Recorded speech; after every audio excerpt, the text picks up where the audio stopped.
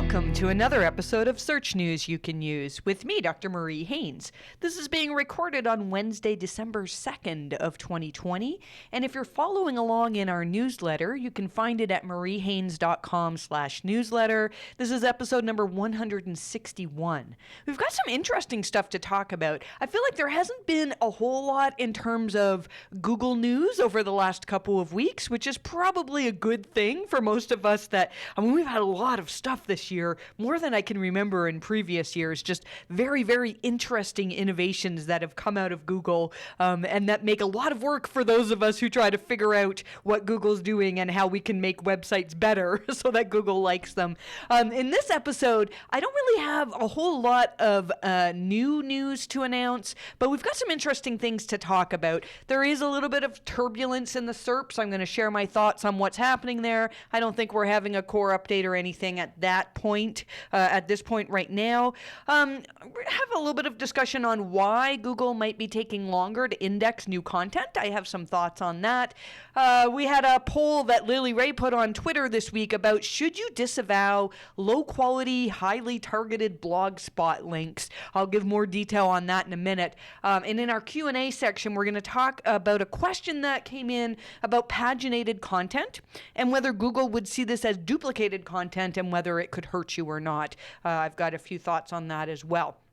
So let's get right into talking about potential algorithm updates. It certainly was very turbulent in the SERPs over the last couple of weeks, and that's to be expected. So I know a large portion of our audience that is listening to this is in the United States, and obviously it was Thanksgiving last week in the United States, and that will impact your traffic levels. When we did our analytics check this week, we saw that the vast majority of the e-commerce sites that we monitor saw very big gains on Black Friday. Kind of makes sense. That's a big shopping day. Most likely, I haven't looked in detail at Monday's stats, but probably Cyber Monday, we're seeing big increases as well. It was interesting to see that the increases that we saw for e-commerce sites in many cases were much larger than they had been in previous years. Now, it would be nice for me to take credit for that. We could go in and say, yay, the work that MHC did with this site improved them to the point where they made even more money on Black Friday, but I think it's probably related to the fact that more people are shopping online. I know myself, I did a bunch of shopping online this year. I usually like to try to get, some things from local businesses, but this is a very different year, right? So if you're an e-commerce store, you probably saw an increase in traffic, hopefully, and in sales as well last week. On the flip side, though, a lot of people have been saying, well, the SERPs are changing, and Barry Schwartz had an article in Search Engine Roundtable today saying that it looks like December 1st there was potentially an update because all of the weather trackers, so the Mozcast, the SEMrush sensor, things like that, they're all showing that there's turbulence. And when I say turbulence, I mean that, they look at many, many different keywords, and they look at whether the rankings have changed for those keywords. And rankings change all the time.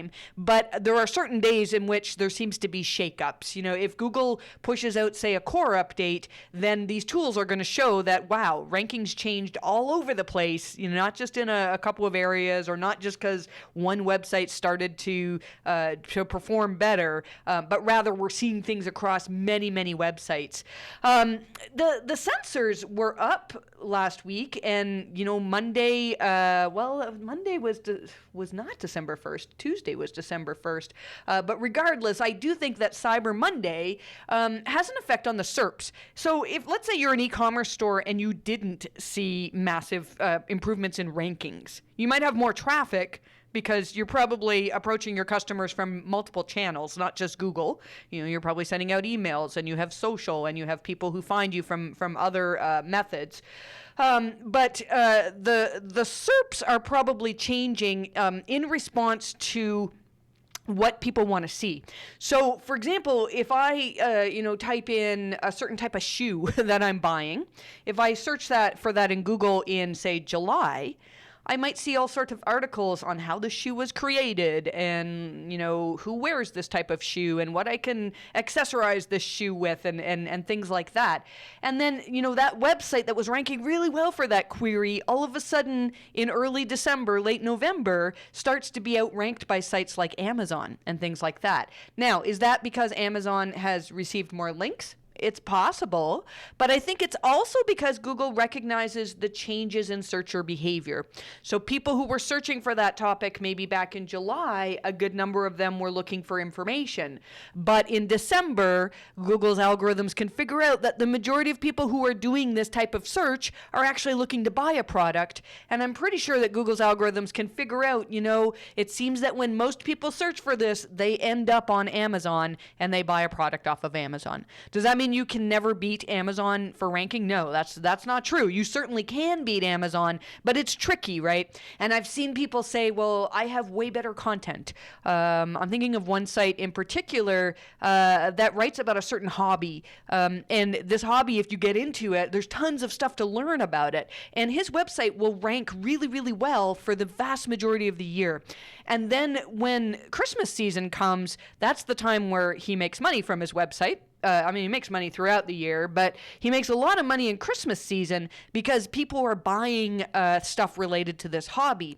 However, in December every year, Amazon starts to outrank him. And it's not because Amazon has better content.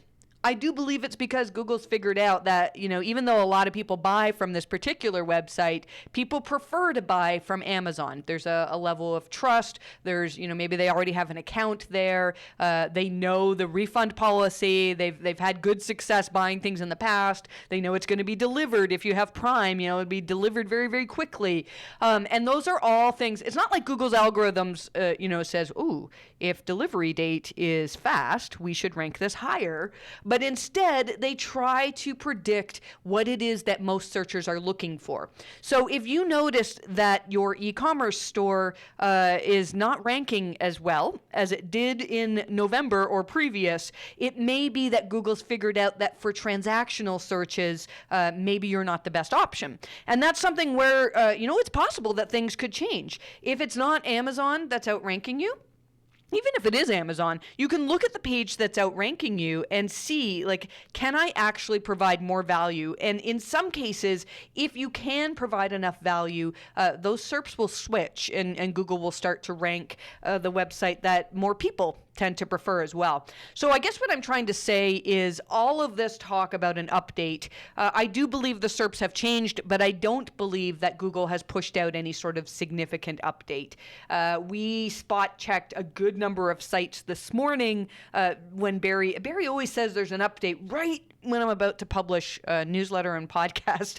So we spent a good amount of time this morning trying to find sites that were affected over the last few days. And in pretty much every case, the sites that were affected, there was a valid reason and it was connected to Thanksgiving in most cases. Now, we do have sites that are outside of the U.S. We have quite a few. I didn't go into great detail looking at those as well. I think if it turns out that some of these changes that we're seeing this week are sustained, then we'll do more in-depth investigation into what Google has done. But at this point, I would say we haven't seen a significant update recently. Which means that our last core update was in May, which was quite some time ago. And Google, they've said, well, they're not going to hold off on publishing core updates just because we're in a pandemic. But also, I think they're going to be really careful with what they do. So I anticipate, I had thought we would see a core update very, very soon. It looks like my guess is it would maybe be January. Last year it was January 14th was the core update that we had. The one following that was May. So who knows? I would expect probably a couple weeks into January we'll see that. And why that's important is for the vast majority of cases, in our experience, if you were negatively affected by a Google core update, you can see some gains while you're making improvements. Like if you've improved the quality on your website and you've done things to improve your EAT and you've worked hard at improving the relevancy of your articles so that they're going to be more relevant to more searches, then you could see little gains, even without a core update. But what we tend to see with our clients that have been working excessively on trying to improve their websites is that the core update will happen and there's massive hockey stick growth if you're going to see growth. And so those of you who have been hit by a core update and you're waiting to recover, hang in there, because it may be that you need to wait until Google finally pushes one of these out. So hopefully, I really don't think that it will be in December. I can't recall us ever having a very significant core update in December. And they do try to put a freeze on new things going out over the holiday season. So stay tuned for January. I really think that we're going to have something significant happening then. So Google produced a blog post this week talking about latest conversational updates to search. I thought this was really interesting. I actually thought Google was doing this already, but I think they've just made improvements on it. What they talked about was how Google's going to start, maybe not start, but pay more attention to what is the purpose of your searches. And then your searches following that can be affected by what your first search was. So the example that they gave was, let's say you were doing some searches for Thanksgiving recipes, and you've been, reading all these recipes on roasting turkey and things related to cooking for Thanksgiving. So now let's say you do a search that starts with carving, C-A-R-V-I-N-G, kind of weird word, carving. If Google didn't know that you had previously been searching for Thanksgiving things, the results that you would see would be things like carving wood. That's probably one of the more popular things that when people search for carving, they're looking for things related to wood carvings. But now that Google knows, well, look, you have just been searching for all these Thanksgiving things, you're probably doing a search on carving a turkey. And you'll notice that Google will be producing results that are connected to your previous searches. So this kind of aligns with our theories that Google's trying to understand relevancy more to provide a better search experience. I do think this is going to make keyword research more challenging. I don't know about you, but I've noticed a few times, especially in the last week or two, that I've done a search for something and I see a page, I'm like, oh, this looks like this will have my answer. And I go to the page and I Control F, and the word that I searched for is not on the page. Like, so for example, let's say it was carving a turkey, and then I search for the word carving on the page and it's not there. My first thought when I saw this was, whoa, Google is taking a step back here. They're not as good as they used to be because this page is not relevant. I wanted a page that talked about carving, and carving is not even on this page. But now I see how that makes sense, right? Because if I actually read through the content on the page, even though the word carving isn't there, it could be a whole page that talks about how to slice a turkey.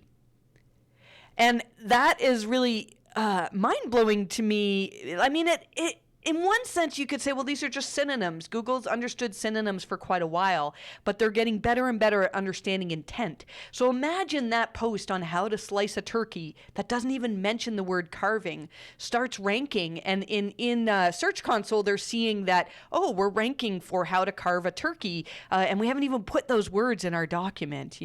I think the way we do SEO now is we would look at that and say, well, let's actually add the word carving in there a few times, and we'll start to rank a bit more for those terms. But I think we're going to see more and more that we can't look at individual keywords. We have to look at everything through the eyes of not a machine, but through the eyes of an actual searcher. And this is going to make tool use more challenging for a lot of things. And those of you who do a lot of work like we do with manually reviewing a lot of things, because I find in so many cases, tools can be helpful, but anytime you introduce shortcuts, I feel like quality suffers. when we do this.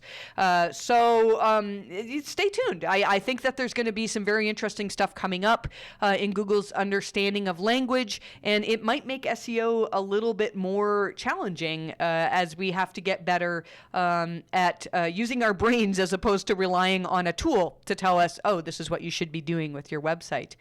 Let's talk about Google taking a long time to index new content. There was a great discussion on Twitter about the types of new content that are not getting indexed and some theories, and we've included this in newsletter. I really would encourage you to take a look at it because there really was a great discussion. We've been seeing a lot of complaints for several months now from people who are really struggling to get new content indexed.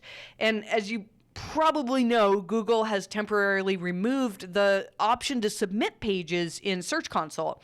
And so I think a lot of people were trying repeatedly to submit new content to Google, and it was failing. And so they'd go back and use the index URL tool, and then it still wasn't working. And I think Google took the tool away just because so many people were using it to try to get content indexed that Google doesn't want to index.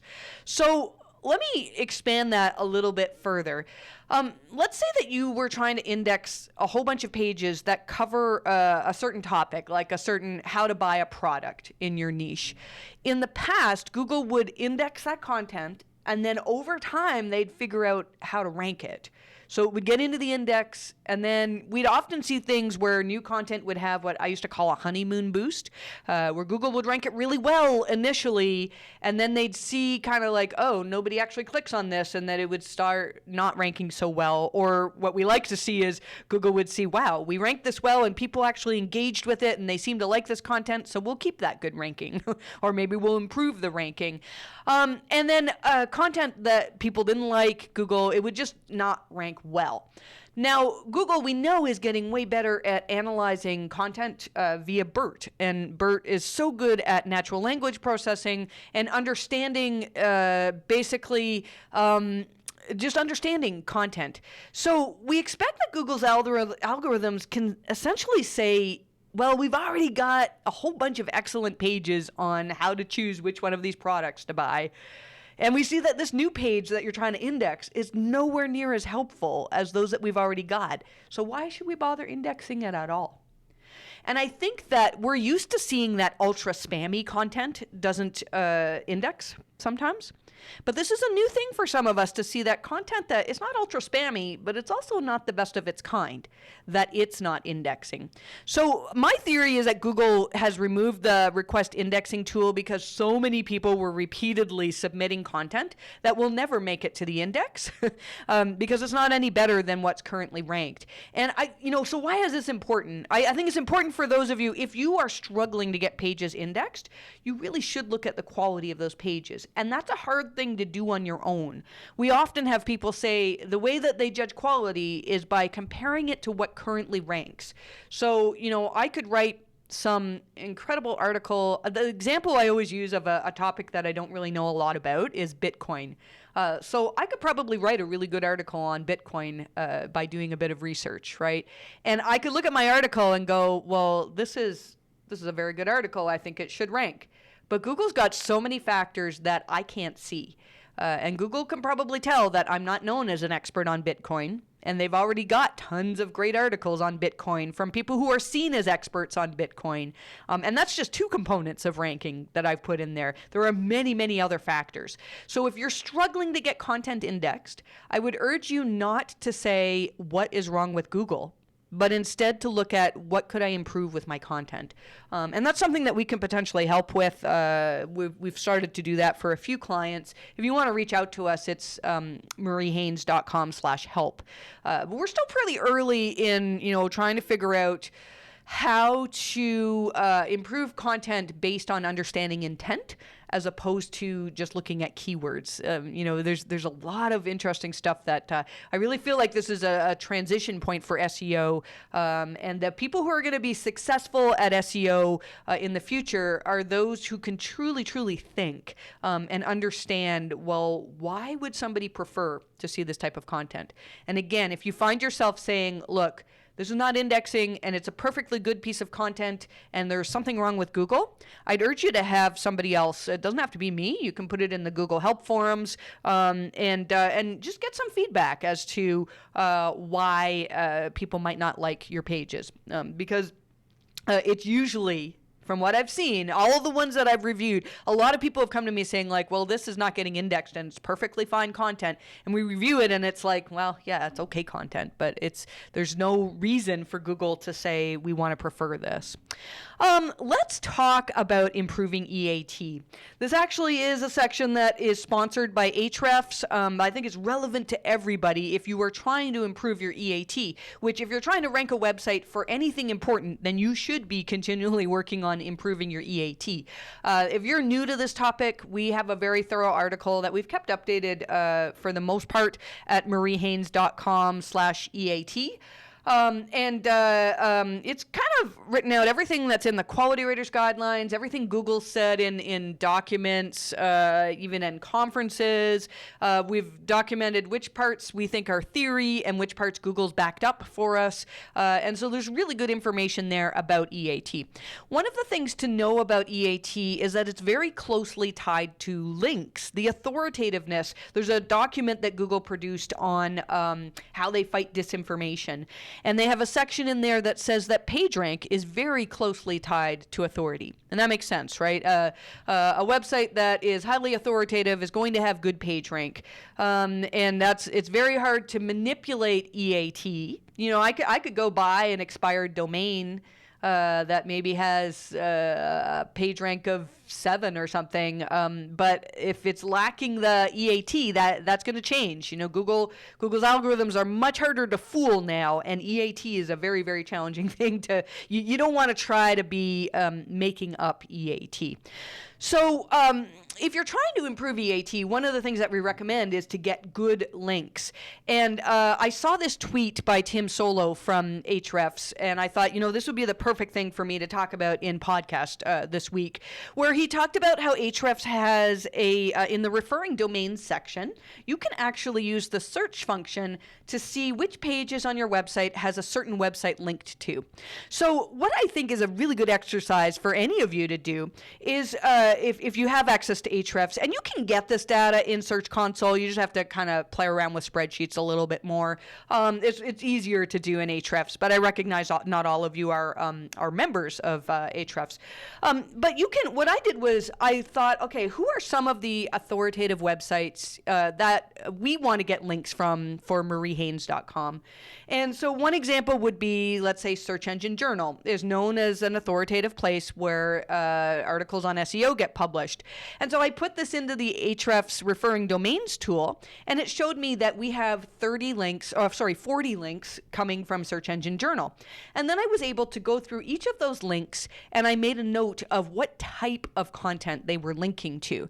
And I saw that by far, and then we did this for several other authoritative SEO sites as well, and it became really obvious that the things on mariehaynes.com that get links, and I'm talking about getting links without us doing outreach. So we put content out there, and some writer for Search Engine Journal or Search Engine Land or wherever has said, look, we want to reference this thing that's on mariehaynes.com. And we saw that we got links from our case studies, quotes from Googlers that at events that maybe weren't widely covered by the rest of the big SEO publications, and thorough guides. Like we wrote a guide, Callum on my team wrote a guide about core web vitals, and we keep that updated regularly. Things like that get linked to, and anything we write about disavowing links gets links from authoritative places. Now, that might seem like a no-brainer to you. I mean, those are the things that we're kind of known for, right? Also, the stuff on EAT, we get a lot of links to that too. So why did this information help me? It helps me because as we're trying to figure out what content to produce in the future, I could see that, you know what, our newsletter doesn't get linked to a whole lot. And when these authoritative places link to us, they tend to link to this, this, and this. And so as we're trying to decide what new content to create, now you could do this by looking at, just all the links that you get to your website, but it's usually very diluted. I don't care so much about links from no-name blogs, links from roundup posts, things like that. Like they may help. There's no harm in getting those probably, as long as you're not manipulating it and doing it on a massive scale.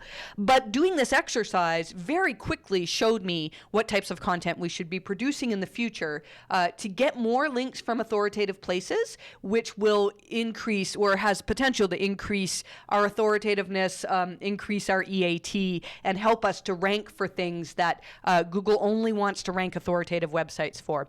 So I think you can understand that, let's say you decided to create a blog and, you've never written on EAT before, but you write this really great article on EAT. Well, Google's not likely to rank that because they don't see any experts in the field actually mentioning your EAT stuff. So it's very, very important to pay attention to not just getting links, but getting links from people that are seen as authorities or businesses that are seen as authorities in your niche. So I thought that was really interesting. We have more stuff in newsletter about that and about how you can, some screenshots, how you can do that on Ahrefs. I really thought that was something that would be a good exercise for most businesses to do. Let's talk about this poll that Lily Ray put on Twitter. She said, when you see hundreds or even thousands of low-quality, highly targeted Blogspot URLs in your client's backlink profile, how do you choose to handle these? Assuming most of the sites look like total garbage. And so 42% of the 510 people that voted on this said they would ignore those links because they're just spam. And for the vast majority of cases, I would agree. If you've never done manipulative link building, if you've never hired an SEO to build links for you and you just have a fantastic website and you notice that all of a sudden you start getting links from weird Blogspot sites, and a lot of those are... I can see them right in front of me. I know those of you who audit links can see these really crappy Blogspot domains that they have a lot of images with broken images and they link out often with keyword anchors. And I don't know how they get created. I think they just honestly scrape content from all over the web and link out to a whole bunch of sites. If you're seeing links like that and you have not been involved in link building yourself, there's a very, very good chance that Google is just ignoring all of these and they're not paying any attention whatsoever to them. However, if you see links like this and you also have a pattern of manipulation, then we do believe that you should be disavowing these links. Google has talked several times about how if there is a strong enough pattern that shows that a website's been building links in a way to prop up their rankings artificially, so in a way that those links really aren't truly mentions, but they're self-made, if there are enough of those, then Google may just decide to not put trust in the majority of links to your website. And if that happens, that can impact your rankings. We're actually, I do think Andrew on my team is going to be producing some case studies soon, seeing as people like to link to case studies, right? He's going to be producing some case studies soon along with me on sites that we have seen some improvements with disavowing, and even recently where we feel like disavowing removed some sort of a distrust from Google. It's always hard to prove because in most cases it's rare that we do just a disavow, but we have a few cases now that we're ready to share where it really does look like disavow helped. But these are all sites. I can't think of a single case where a site had only spammy links, and that's all we disavowed, and then we saw improvements. If we see improvements, it's usually because we've disavowed a bunch of links that were either paid for or made on purpose. So, that's a tough question to answer, with a flat answer. But in most cases, if you see spam like this, you can ignore it. But also one thing to know, if you see a sudden influx of spammy links, it could mean that your site has been hacked. And that there's many, many ways that can happen. So I won't get into all those details. So I wouldn't say you should completely ignore spammy Blogspot links, but sometimes you can with just a little bit of investigation. Let's see here. Local SEO, there was a little bit of fluctuation. The Bright Local Flux tool shows a tiny bit of increase, showing maybe some algorithm updates over the last week. I think this falls in line with what we were talking about before, where people's search patterns have changed and due to the holiday season coming up. And I think that's probably what we're looking at here. I don't think we had any sort of major local algorithm update at this time. In newsletter, we've got some really interesting stuff. I'm going to end with a question here, a Q&A about duplicate content. But I don't want to, I think this stuff will be easier for you to get from newsletter.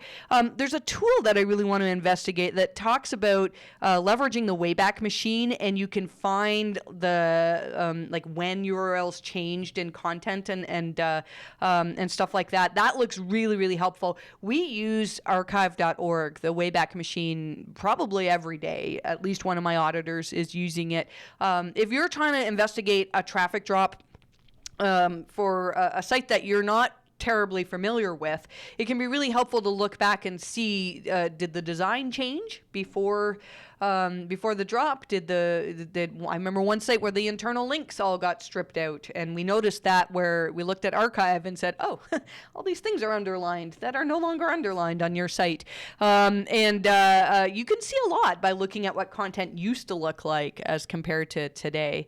In newsletter also, we've got information on, last week we talked about Search Console giving us crawl data. It turns out that that's not super accurate, so we've got a little bit of a discussion on where the discrepancies are there. Stuff from Google on best use of anchor text in your links.